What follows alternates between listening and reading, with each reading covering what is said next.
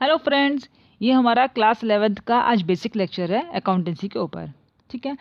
Accountancy का मतलब हमारा ये होता है कि समझ लीजिए कि हम साइकिल चलाना सीख रहे हैं। साइकिल चलाना सीखने के लिए मेरे पास पहला ऑप्शन ये है कि मैं कोई बुक लेकर आऊँ, उसके प्रॉपर जो स्टेप दिए हुए हैं उनको प्रॉपरली रीड करूँ। रीड करने के बाद फिर जब मैं फ़र्स्ट टाइम साइकिल चलाने के लिए बैठूँगी प्रैक्टिकली, तो आपको क्या लगता है कि मैं साइकिल चला पाऊँगी? नहीं चला पाऊँगी। क्या करना होगा मुझे? पहले प्रैक्टिकल करना पड़ेगा। अकाउंटेंसी हमारा बिल्कुल वैसे ही है। अगर हम प्रैक्टिकल चीज़ पहले करेंगे, अगर हम सम्स पहले करेंगे, तो थ्योरी हमारे लिए बहुत ईजी हो जाएगी, उसको समझना हमारे लिए ईजी हो जाएगा। लेकिन पहले हम थ्योरी पढ़ेंगे फिर प्रैक्टिकल करेंगे तो हमारे लिए वो टफ रहेगा। ठीक है।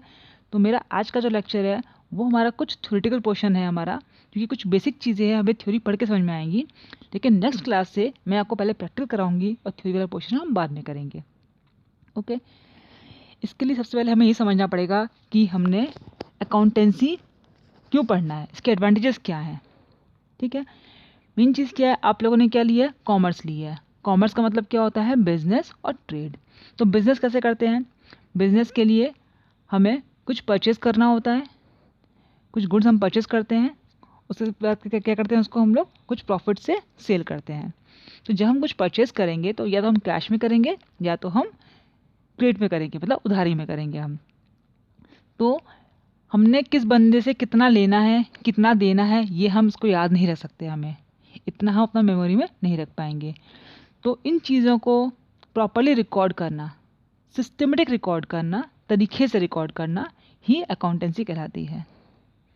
ठीक है। तो किस चीज़ों को? फाइनेंशियल ट्रांजैक्शंस को। ये ट्रांजैक्शंस हो रही हैं, जो लेन देन जो हो रहा है ना, ये हमारी क्या है? ट्रांजैक्शंस कहलाती हैं। तो फाइनेंशियल ट्रांजैक्शंस को सिस्टमेटिक रिकॉर्ड करना ही अकाउंटेंसी कहलाता है। ठीक है। नेक्स्ट हमारा क्या है? एडवांटेजेस। हम क्यों पढ़ रहे हैं भाई? कोई सब्जेक्ट अगर हम पढ़ेंगे तो मेरा मेन फोकस क्या होना चाहिए? हम अगर में पढ़ क्यों रहे हैं, क्या बेनिफिट है मुझे इसका पढ़ने का? पहला पॉइंट क्या है? रीप्लेसेस मेमोरी। मैंने जो अभी आपको बताया वही पॉइंट है कि हम सारी चीज़ें, सारी ट्रांजेक्शन्स याद नहीं रख सकते, हमें ट्रांजेक्शन लिखनी पड़ेंगी हमें। अगर नहीं लिखेंगे तो हमें याद रखना मुश्किल रहेगा। Second point, ascertainment of profit. देखिए, हर बंदे की क्यूरियोसिटी होती है कि भाई मैंने कितना कमाया, या कोई भी, जैसे कि हम लोग कोई एग्ज़ाम भी देते हैं तो रिजल्ट देखने की हमें जल्दी रहती है, मुझे मतलब मेरा रिजल्ट कितना आया, है ना। तो हम कोई बिजनेस कर रहे हैं तो मेरा मोटिव तो मेन यही है कि मुझे प्रॉफिट कमाना है, तो मुझे प्रॉफिट को जानने की जल्दी रहेगी अपनी। तो प्रॉफिट हम कब निकल पाएंगे? जब हमने इसको प्रॉपरली लिखा होगा, जब हमने ट्रांजेक्शन अच्छे से रिकॉर्ड की होंगी, तो हम उससे प्रॉफिट भी निकाल पाएंगे। ठीक है। थर्ड क्या है? एसेटमेंट ऑफ पोजीशन। पोजीशन का मतलब क्या होता है कि मेरे पास कितनी प्रॉपर्टी है। हम अगर कोई बिज़नेस कर रहे हैं तो ऑफकोर्स किसी जगह पर करेंगे, उसके लिए हमें कुछ प्रॉपर्टी लेनी पड़ेगी, कुछ टेबल चेयर भी लेंगे, हम कुछ फर्नीचर भी लेंगे, है ना। तो ये चेक करना मेरे पास कितनी प्रॉपर्टी है, मैंने कितना कर्ज लिया है लोगों से, मैंने कितने रुपए का लोन लिया है, ये सब चीज़ों को रिकॉर्ड रखना। इससे क्या पता चलता है मेरी पोजीशन क्या है मार्केट में। Okay. Fourth point, facilitates in legal requirement. मैंने अपना प्रॉपरली टैक्स वगैरह, जीएसटी वगैरह है जो भी है, मैंने प्रॉपरली गवर्नमेंट को दिया है कि नहीं दिया है, इन सब चीज़ों में मुझे हेल्प करता है। अगर मेरा रिकॉर्ड ही नहीं होगा तो मैं कैसे हिसाब लगाऊंगी भाई मुझे कितना पेमेंट करना है टैक्स वगैरह गवर्नमेंट को, इनकम टैक्स मुझे कितनी पे आउट करनी है, इस चीज़ का हिसाब लगाना मुश्किल हो जाएगा। तो इन सब चीज़ों में हेल्प करता है अगर हमने अकाउंटेंसी प्रॉपरली अपनी बुक्स को बनाया हुआ, अपने हमने अगर प्रॉपरली इनकम वगैरह है, अपने खर्चे हैं, अगर हमने प्रॉपरली को रिकॉर्ड किया हो तो। अगर असिस्टेंस इन मैनेजमेंट, मैनेजमेंट में हेल्प करता है। ऑफ कोर्स चीज़ें लिखी होंगी तो प्रॉपर रहेंगी, सब चीज़ मेंटेन रहेगा, सब चीज़ें बैलेंस वे में रहेंगी, कोई प्रॉब्लम नहीं आएगी फिर बाद में। Helps in minimising dispute. Of course कोई बंदा आके बोलेगा कि भाई आपको इतनी पेमेंट करनी है और हमने तो ध्यान ही नहीं है हमने कितनी पेमेंट करनी है, अगर मेरे से प्रॉपरली रिकॉर्ड रहेगा तो मैं बोल सकती हूँ कि भाई इतना ही है ना। इससे क्या होगा? डिस्प्यूट नहीं होगा। सामने वाला बंदा बोलेगा आपको 1000 देने हैं, मैं कहूँगी मुझे 2000 देने हैं, तो ये झगड़े वाला बात है ना। अगर हमने प्रॉपर लिखा होगा कि भाई कितने देने, तो कोई दिक्कत ही नहीं आएगी, रिकॉर्ड में है, आप चेक कर लो रिकॉर्ड को अपने। ओके। नेक्स्ट, प्रैक्टिकल सम्स करने के लिए हमें क्या समझना पड़ेगा? कुछ बेसिक अकाउंटिंग एजम्पशंस। एजम्पशंस का मतलब क्या होता है? मानना। कुछ चीज़ों को हम मान लेते हैं। जैसे हम मैथ्स में कोई सम्स करते हैं तो बोलते हैं ना अपन लेट दिस बी एक्स, कुछ भी हम बोलें कि फादर की एज एक्स है या सर्कल का रेडियस आर है, ऐसे मान के चलते हैं हम लोग, मानना पड़ता है हमें। वैसे ही अकाउंटेंसी हमें बनाने के लिए, रिकॉर्ड करने के लिए बुक्स को, कुछ चीज़ों को हमें समझना पड़ेगा, हमें मानना पड़ेगा। बेसिक अकाउंटिंग एजम्पशंस मतलब हमें अपना काम निकालना है ना, अगर हमें अपने काम निकालने के लिए अगर इन चीज़ों को अगर हम मान लें तो हमारे लिए अच्छा रहेगा, तो हमें इन चीज़ों को मानना पड़ता है। एजम्पशंस मतलब क्या होता है, माना गया। फर्स्ट पॉइंट इसका क्या है, बिजनेस एंटिटी प्रिंसिपल।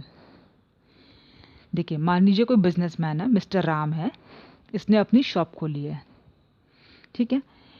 तो अकाउंटेंसी की भाषा में अगर आप बोलो तो बिजनेसमैन एक अलग बंदा है और जो उसकी शॉप है ना वो एक अलग बंदा है। मतलब यहाँ पर जो शॉप है, उसकी दुकान जो है ना, हम दुकान को पर्सन मान रहे हैं। हमने क्या मानना पड़ेगा, दुकान को पर्सन, जबकि हमें पता है कि दुकान कोई पर्सन नहीं है। दुकान से अगर हम हाथ मिलाने जाएंगे, उससे अगर हम बात करेंगे तो दुकान हमें कोई रिप्लाई नहीं करेगी। दुकान अगर आप देखो तो कोई पर्सन नहीं है, लेकिन बिजनेस की भाषा में जो मिस्टर राम है, जिसकी दुकान है, जो दुकान खोल रहा है, जिसने दुकान खोली है अपनी, तो मिस्टर राम और उसकी शॉप वो दोनों अलग अलग हैं, ठीक है। दोनों क्या है, अलग अलग पर्सन हैं। बिजनेस के इसमें पॉइंट ऑफ व्यू से दोनों क्या माने जाएंगे, अलग अलग पर्सन माने जाएंगे। ओके, ये बात क्लियर है। देखिए according to the business entity principle, business is considered to be separate from its owners. जो उसका ओनर है उससे बिजनेस क्या है, अलग है। Business transactions are recorded in the books of account from the business point of view, not from that of the owners. Business point of view से record होंगे इसके ट्रांजैक्शंस, ओनर के पॉइंट ऑफ व्यू से record नहीं होंगे transactions. कहने का मतलब ये है कि अगर मान लो कि मिस्टर राम ने अगर एसी परचेज करा है, तो मिस्टर राम ने अपने घर के लिए एसी परचेज करा है, तो यहाँ पे जो उसकी शॉप जो बिजनेस कर रहा है वो वहाँ पर रिकॉर्ड नहीं होगा। हाँ, हमने कोई एसी परचेज करा है उसकी बिजनेस के लिए, उसकी शॉप के लिए, तो उसकी रिकॉर्ड होगी ना। अगर हमने कोई कंप्यूटर लिया है, शॉप के लिए लिया है, तो रिकॉर्ड होगा। अगर मिस्टर राम ने अपने घर के लिए कोई भी चीज़ परचेस करी है तो उससे कोई मतलब नहीं है, बिकॉज हमें यहाँ पर सिर्फ बिजनेस की एंट्रीज करनी है केवल। मिस्टर राम ने अगर पर्सनली कुछ भी परचेस कर रखा होगा, कोई भी एसेट लिए, कुछ भी अगर लिया होगा, तो उससे हमें कोई मतलब नहीं है। वो मिस्टर राम अलग एंटिटी है और उसकी जो शॉप है वो क्या है, एक अलग एंटिटी है, ठीक है। सेकंड हमारा क्या है, मनी मेजरमेंट अजम्पशन। ठीक है, यहाँ पे क्या बोल रहा है, अगर हमने कोई भी चीज़ बिजनेस के लिए परचेज करी है, केजी में परचेज करी है या लीटर में करी है। मान लीजिए अगर हम कहें कि हम 3 केजी हम केले लेकर आए हैं, ठीक है, तो 3 केजी केले लेकर आए, इसकी कोई एंट्री नहीं होगी। 3 केजी केले आप कितने के लेकर आए हो उसकी एंट्री होगी। तो वैल्यू ऑफ मनी, यहाँ पे किसकी एंट्री होती है, मनी। मनी हम एंट्री करते हैं, ओनली फाइनेंशियल ट्रांजेक्शन्स की ही एंट्री होती है। जबकि ऐसी बात नहीं है कि क्वालिटी की इंपॉर्टेंस नहीं है। अगर आपने कोई गुड्स बनाया, उसकी क्वालिटी ख़राब है अगर, तो उसकी इंपॉर्टेंस है, आपका बिजनेस डूब जाएगा।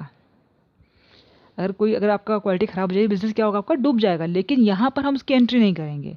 यहाँ पर क्या है, वो गुड्स कितने का बन रहा है, आपने कितने का बनाया, हमें सिर्फ इससे मतलब है। चाहे क्वालिटी ख़राब हो या अच्छी हो, उससे हमें कोई मतलब नहीं है यहाँ पर।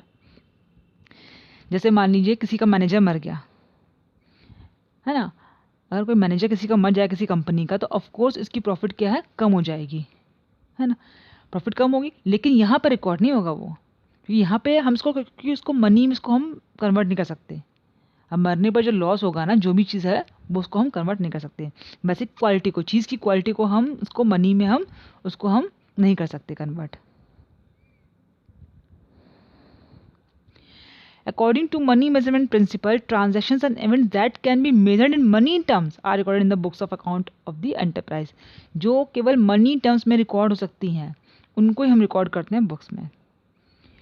Stating differently, money is the common denominator in the recording and reporting transactions. ठीक है, common denominator इसलिए। इसके limitations है 2। Transactions and events that cannot be measured in money terms are not recorded in the books of account. However, important they may be to the enterprise. चाहे कितनी भी important वो घटना क्यों ना हो, लेकिन अगर वो मनी में नहीं है तो उसको हम रिकॉर्ड नहीं कर सकते। For example, human resources with the enterprise are important to the enterprise but are not reflected in the financial statement because they cannot be measured and expressed in money terms. Human resources, कोई नया manager appoint किया तो क्या होगा, हमारी of course profit बढ़ेगी, because उसका जो इंटेलिजेंसी है वो हमारे काम आएगी, हमारे बिजनेस के काम आएगी, प्रॉफिट बढ़ेगी, सब कुछ होगा। लेकिन उसको हम, वो क्वालिटी एक्चुअली बंदे की क्या है, क्वालिटी है, तो उसको हम मनी के टर्म में कैलकुलेट नहीं कर सकते, तो वो हमारे बिजनेस ट्रांजेक्शन में रिकॉर्ड नहीं होगा। थर्ड पॉइंट क्या है, अकाउंटिंग पीरियड। अकाउंटिंग पीरियड का मतलब ये होता है कि किसी ने अपना बिजनेस स्टार्ट किया तो बिजनेस एंड हुआ, तब तक क्या उसका हम कोई प्रॉफिट लॉस नहीं निकालेंगे, निकालेंगे ना हम उसका, क्योंकि हमारा काम क्या है, हमारे बिजनेस करा क्यों है, प्रॉफिट निकालने के लिए अपनी, हमने कितनी ग्रोथ करी। तो अगर एट द एंड निकालेंगे तो फिर हमें पता नहीं चलेगा हमारी ग्रोथ वगैरह कितनी है। तो क्या होता है कि इसमें हम जो पीरियड है उसको हम एक एक साल में डिवाइड कर देते हैं।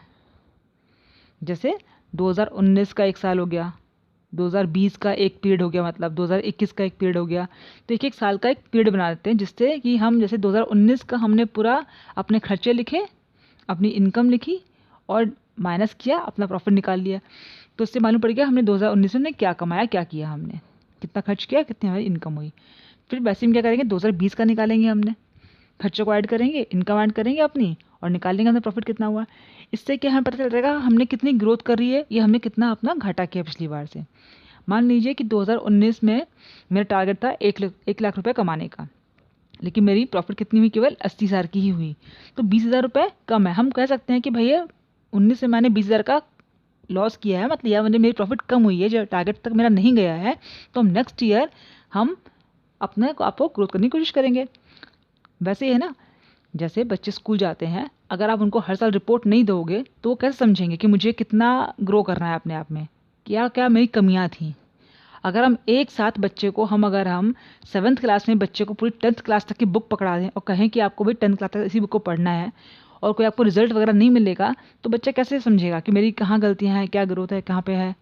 इसलिए क्या होता है, हर बार क्या कहते हैं, एग्जाम करते हैं और उनको हम तोड़ते हैं, एक एक साल में क्या करते हैं, ब्रेक करते हैं। वैसे ही अकाउंट्स में एक एक साल का हमारा क्या होता है, पीरियड होता है, उसको ब्रेकअप कर देते हैं हम लोग।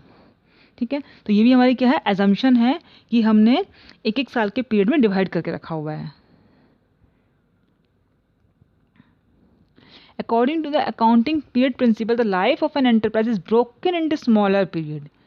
स्मॉलर पीरियड क्या करते हैं, इसको ब्रोक कर देते हैं हम, so that the its performance is measured at regular interval, उसको हम बीच बीच में इसकी परफॉर्मेंस को मेजर कर पाएँ।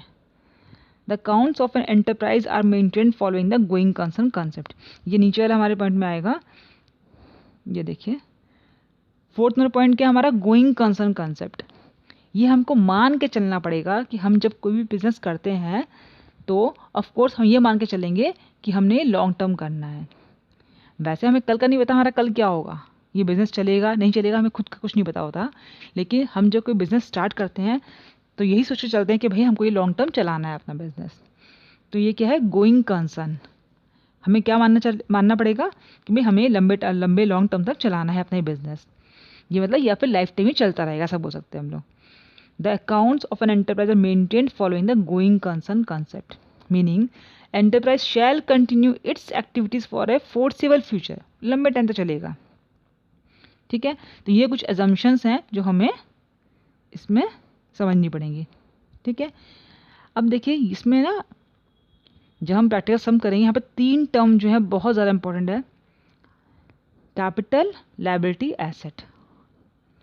तो capital plus liability equal to asset. यहाँ फर्स्ट टाइम हम कुछ प्रैक्टिकल जगह पहुँचे हैं, देखिए यहाँ मैंने प्लस साइन लगा रखा है, तो capital plus liability equal to asset, मतलब यहाँ पे हमारा कुछ ऐड कुछ माइनस हमारा यहाँ पे स्टार्ट हो जाएगा। यहाँ पे सबसे पहले हम समझते हैं कि हमारी एसेट क्या होती है। ओके, तो एसेट मैंने 3 पार्ट में डिवाइड कर रखी है, थिंग्स, डेटर्स और प्रीपेड एक्सपेंसेस। पहला हमारा क्या, थिंग्स।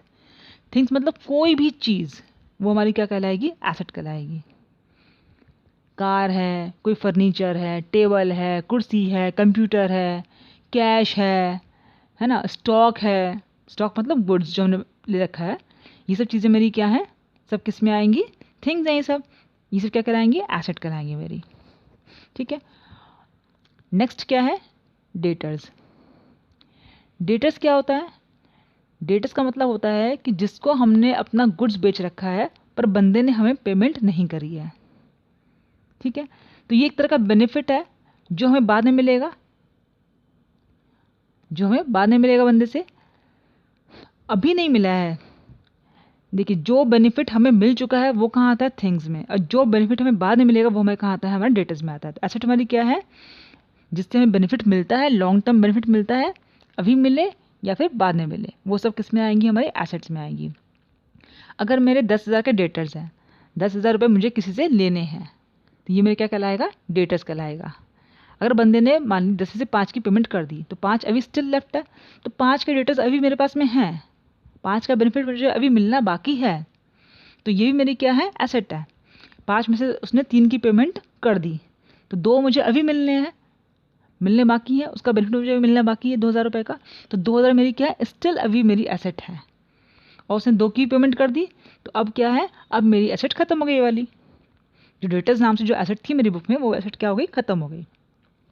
नेक्स्ट क्या है, प्रीपेड एक्सपेंसेस। प्रीपेड, कोई खर्चा हमने प्रीपेड कर दिया, जैसे हम फ़ोन का बिल होता है ना, हमने क्या कर दिया, प्रीपेड, पहले हमने प्रीपेड कर दिया, तो जितना हमने पैसे का फ़ोन भरवाया होता है, तो उसकी कॉलिंग का जो बेनिफिट है हम बाद में ले रहे होते हैं ना, तो ये बेनिफिट हम बाद में ले रहे हैं, तो प्रीपेड एक्सपेंसेस भी हमारी क्या है, एसेट है। एसेट हमारा क्या हुआ, किसी से हमें लॉन्ग टर्म बेनिफिट मिल रहा है, अभी मिल रहा है, चाहे बाद में मिले, वो सब चीज़ें हमारी क्या कहलाएंगी, एसेट कहलाएंगी। ओके, नेक्स्ट हमारा क्या है, लायबिलिटी। कर्जदार, हमने किसी से कर्ज ले रखा है, वो मेरा क्या कहलाता है, लोन। हमने किसी से कर्ज लिया हुआ है, वो मेरा क्या है, लोन कहलाएगा। और क्रेडिटर्स क्या होता है, हमने किसी से गुड्स परचेज कर रखा है और पेमेंट उसको बंदे को करनी है, अभी हमने करी नहीं है पेमेंट, तो वो मेरे क्या कहलाएंगे, क्रेडिटर्स। हमने किसी से 10,000 के गुड्स परचेज करे हुए हैं, तो 10,000 का मेरा क्या है, क्रेडिटर, बिकॉज वो अभी हमने पेमेंट करनी है इसलिए। अगर मैंने 3,000 की पेमेंट उसको कर दी, तो 7,000 का स्टिल बाकी है, तो 7,000 का स्टिल अभी भी क्या है, लायबिलिटी मेरी बुक में खड़ी रहेगी। 7 में से मैंने अगर 5 की पेमेंट कर दी, 2 बाकी, तो 2 अभी भी स्टिल लायबिलिटी है। तो लायबिलिटी क्या है, किसी से हमने कर्ज ले रखा है, चाहे लोन के रूप में हो चाहे क्रेडिटर के रूप में हो। नेक्स्ट हमारा क्या है, आउटस्टैंडिंग एक्सपेंसेस। कुछ खर्चे ऐसे हैं जिसकी पेमेंट अभी हमने करी नहीं है, उसका बेनिफिट तो ले लिया लेकिन हमने उसकी पेमेंट जो है अभी नहीं करी है।